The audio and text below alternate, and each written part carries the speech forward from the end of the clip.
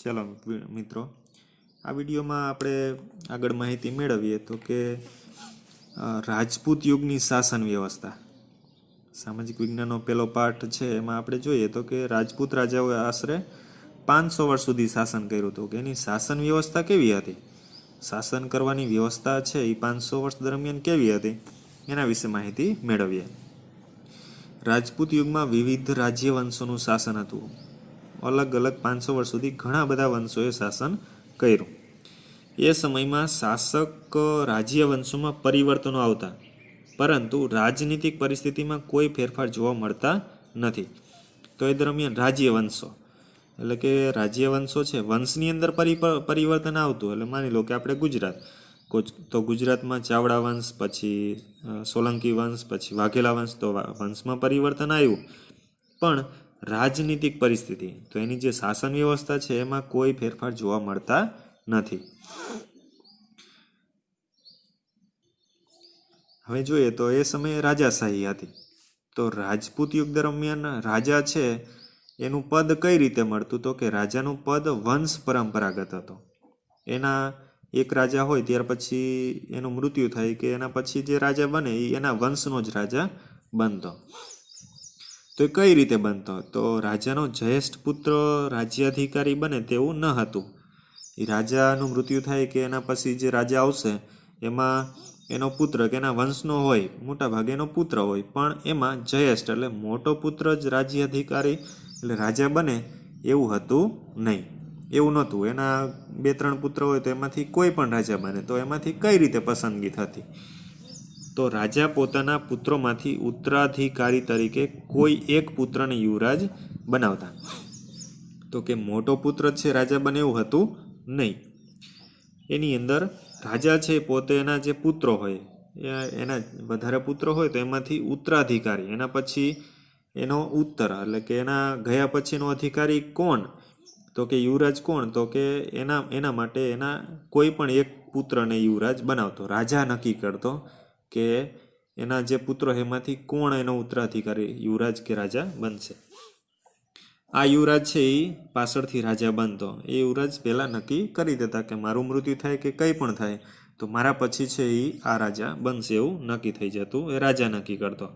પણ ઘણી બધી જગ્યાએ બીજી રીતે પણ રાજા પસંદ થતા. તો એમાં આપણે જોઈએ તો કે લોકો અથવા રાજ દરબારીઓએ ચૂંટણી કરીને અથવા પસંદગી કરીને રાજાઓની પસંદગી કરી હોવાના ઉદાહરણો છે. તો બીજી રીતે પણ રાજા પસંદ થયેલા એના 2 ઉદાહરણો આપણે અહીંયા જોઈએ. જેમ કે પહેલું છે કે કાશ્મીરના યશસ્કર જે રાજા હતા એની બ્રાહ્મણોની સભાએ પસંદગી કરી હતી. આ પહેલું ઉદાહરણ છે. આ સમયે મંત્રીઓના 2 પ્રકાર હતા. એનો જે સમય હતો ત્યારે મંત્રીઓના 2 પ્રકાર હતા, એક અમાત્ય અને એક સચિવો. અમાત્યનું કાર્ય છે મંત્રણા, રાજનીતિ કરવાનું હતું, અને સચિવોનું કાર્ય છે લડાઈ અને સુલેહનું હતું. તો એ સમયના જે મંત્રીઓ એ 2 પ્રકારના મંત્રીઓ હતા. એક હતું અમાત્ય અને બીજું હતું સચિવ. તો અમાત્ય છે શું કામ કરતા, તો કે એકબીજા રાજા સાથે મંત્રણા કરવી અને રાજનીતિ કરવાનું કાર્ય છે અમાત્યો કરતા. અને સચિવોનું કાર્ય છે એ લડાઈ અને સુલેહનું હતું. તો કોઈ વખત યુદ્ધ કે લડાઈ કરવાનું થાય અથવા તો લડાઈ ન કરવી અને કોઈ રાજા સાથે સુલેહ કરવાનું થાય તો એ કામ છે એ સચિવો કરતા. દરેક પ્રકારની નીતિનો અંતિમ નિર્ણય રાજા કરતો. તો આવા પ્રકાર હતા, ભાગ હતા, પણ એ અંતિમ નિર્ણય શું લેવો એ રાજા નિર્ણય કરતો. આ સમયે શાસનના અમલદારોમાં મહાપ્રતિહાર અને દંડનાયક જેવા હોદ્દાઓ અમલમાં હતા.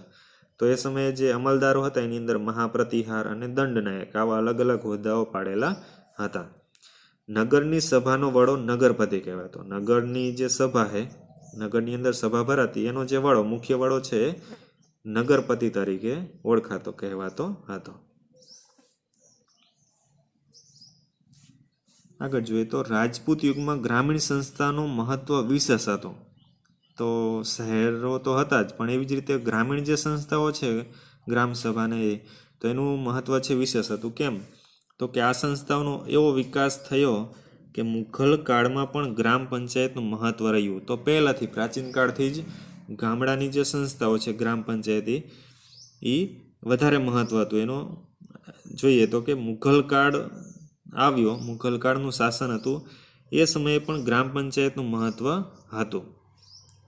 ઉત્તરની જેમ દક્ષિણ ભારતમાં પણ ગ્રામ પંચાયતને આધીન હતું. ઉત્તરમાં તો હતું જેવી જ રીતે દક્ષિણની અંદર પણ ગામ છે ગ્રામ પંચાયતને આધીન હતું. ગામડાની અંદર જે નિર્ણય લેવામાં આવતા એ ગ્રામ પંચાયતથી લેવામાં આવતા. તેનો વડો મુખી કે સરપંચ કહેવાતો. તો અત્યારે આપણે જેવી રીતે ગ્રામ પંચાયત હોય ગામનો વડો છે સરપંચ આપણે ઓળખીએ છીએ, એવી જ રીતે એ સમયે એનો જે વડો છે એ મુખી કહેવાતો અથવા સરપંચ કહેવાતો. કેટલીક બાબતોમાં ગ્રામ સભા ન્યાય આપતી. ઘણી બધી વખત આપણે એ સમયે જોયું છે કે ગ્રામ પંચાયત છે ગામની અંદર કોઈ ઝઘડા કે એવું થયું હોય તો એ ગ્રામ સભા ન્યાય પણ આપતી હતી. પરંતુ રાજ્ય શાસનમાં ન્યાયતંત્રનો સર્વોચ્ચ વડા રાજા હતો. પણ આપણે જોઈએ તો કે રાજ્યની અંદર જે શાસન હતું અહીંયા કોઈ ન્યાય માગવા આવે તો આખું એક ન્યાયતંત્ર હતું, પણ અંતિમ એનો જે સર્વોચ્ચ વડો કે અંતિમ ન્યાય છે એ કોનો માન્ય રહેતો તો કે એનો વડો રાજા હતો.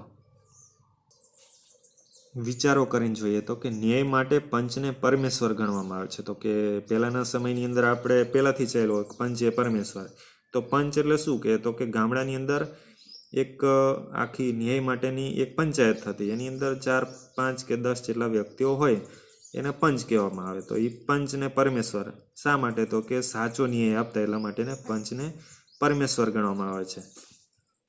અદાલતમાં શા માટે સોગંદ લેવડાવવામાં આવે છે? તો આ આપણે જોઈએ તો કે અદાલતની અંદર કોઈ પણ ન્યાય માટે ગયા હોય તો અદાલતની અંદર પહેલાં એની પાસે સોગંદ લેવડાવવામાં આવે. કોઈ પણ એને બોલાવવામાં આવે ત્યારે તો શા માટે તો કે એ સાચું બોલે એટલા માટે એને સોગંદ લેવડાવવામાં આવતા હશે. હવે જોઈએ તો કે રાજપૂત યુગની જે શાસન વ્યવસ્થા હતી એ સમય દરમિયાન રાજપૂત યુગ દરમિયાન વેપાર વાણિજ્ય કેવું હતું?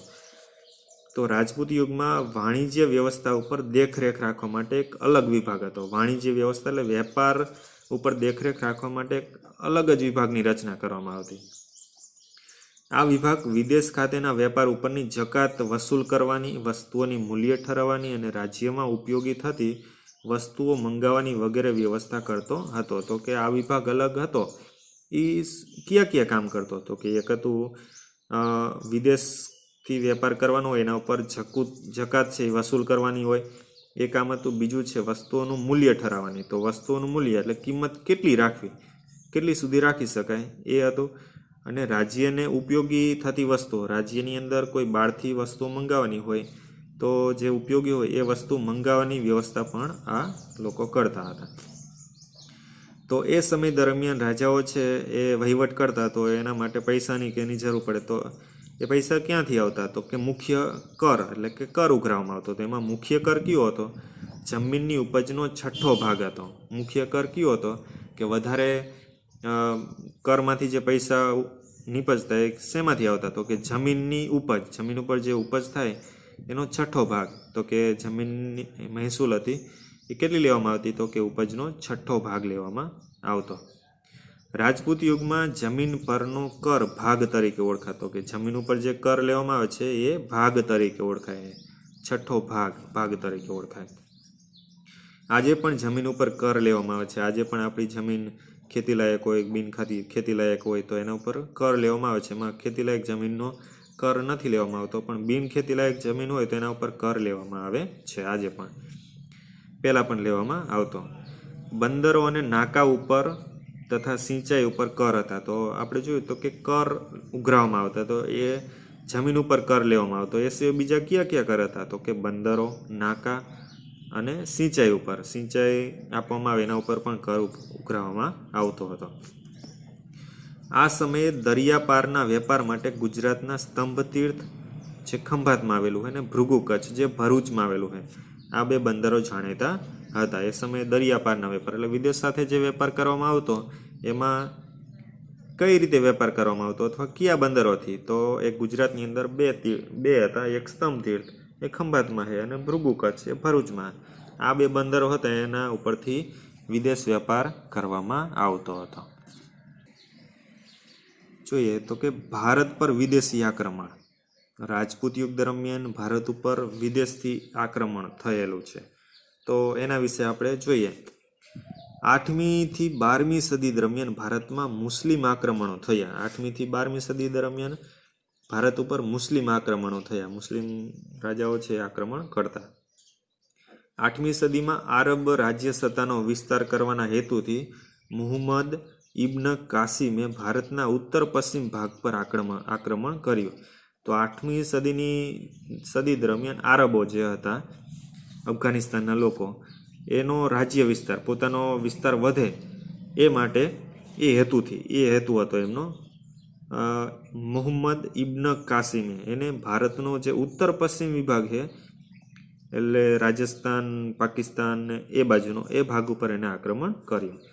વાયવ્ય ખૂણામાંથી સબુકતેગીનના લશ્કરે પર પણ આક્રમણ કર્યું. તો વાયવ્ય ખૂણો છે એ ખૂણા ઉપરથી અબુકતેગીનના જે લશ્કર હતું એને આક્રમણ કર્યું. પણ આ આક્રમણો તે સમયે ભારતમાં રાજસત્તા ના સ્થાપી શક્યા. પણ એને ભારત ઉપર આ જે બંને આક્રમણો થયા એ ભારત ઉપર રાજ્ય સત્તાના હેતુથી એને આક્રમણ કર્યું, પણ એ રાજસત્તા સ્થાપી શક્યા નહીં. એ પછી ગજનીના સુલતાન મહંમદ ગજનીએ ઈસવીસન 1000 થી 1026ના ગાળા દરમિયાન ભારતની અઢળક ધન સંપત્તિ જોઈને કેટલીક ચડાઈઓ કરી. તો કે મહંમદ ગજની છે એ ભારત ઉપર ચડી આવ્યો 1000, આપણે જોઈએ તો કે 1000 થી 1026 વર્ષ સુધી એને ભારત ઉપર વારંવાર ચડાઈ કરી. થોડા સમયે ચડાઈ કરતો, પણ એનો હેતુ શું હતો કે ભારતમાંથી સંપત્તિ લઈ જવી, એવો એનો હેતુ હતો. મહંમદ ગજનીની ચડાઈનું મુખ્ય કારણ ભારતની અઢળક સંપત્તિ હતી. તો એનું મુખ્ય કારણ એ ચડાઈ કરતો, પણ શા માટે ચડાઈ કરતો? તો કે ભારતની અંદર અઢળક સંપત્તિ હતી, તો એ સંપત્તિ લૂંટવા માટે એ ચડાઈ કરતો. તે એક ચડાઈ પછી બીજી ચડાઈ કરતો હતો અને દરેક વખતે વધુ તાકતવર થઈને ભારત ઉપર ચડી આવતો. તો મહંમદ ગજની છે એ ભારત ઉપર ચડી આવતો, તો એક વખત એ ચડાઈ કરતો, ફરી વખત એ વધારે તાકતવર થઈને વળી પાછો ભારત ઉપર એ ચડી આવતો અને અઢળક સંપત્તિ લૂંટી અને જતો. આ સમયે ભારતના શાસકો એક થઈને શક્તિશાળી સેના ના બનાવી શક્યા. પરિણામે ઈસવીસન 1025માં તેણે સોમનાથ પર ચડાઈ કરીને અઢળક સંપત્તિ લૂંટી.